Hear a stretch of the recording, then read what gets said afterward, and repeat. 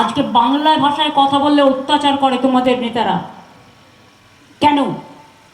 আমি তো হিন্দিভাষীর উপর অত্যাচার করি না, তারাও আমাদের বাংলায় থাকে।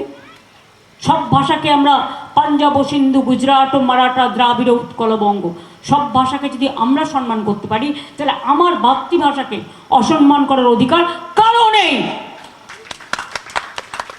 এটা পরিষ্কার করে বলছি, এটা মাথায় রেখো। ব্রেনটাকে ড্রেন না করে চিন্তা ভাবনা করো না। সর্দার বল্লভভাই প্যাটেলকে আমরা তো সম্মান করি, আমরা রাজেন্দ্র প্রসাদকে সম্মান করি, আমরা গান্ধীজিকে করি, নেতাজিকে করি, আম্বেদকরকে করি, বিরসা মুন্ডাকে করি। তোমরা কেন রবীন্দ্রনাথকে সম্মান করবে না? তোমরা কেন নেতাজিকে করবে না? তোমরা কেন রবীন্দ্র নজরুলকে করবে না? দেশ স্বাধীন করেছিল কারা? বাংলা। নবজাগরণ করেছিল কারা? বাংলা। বাংলা না থাকলে দেশটাই স্বাধীন হতো না। কাজেই মনে রাখবে, আগুন নিয়ে খেলতে গেলে আগুনটা কিন্তু নিজের গায়েও লাগতে পারে।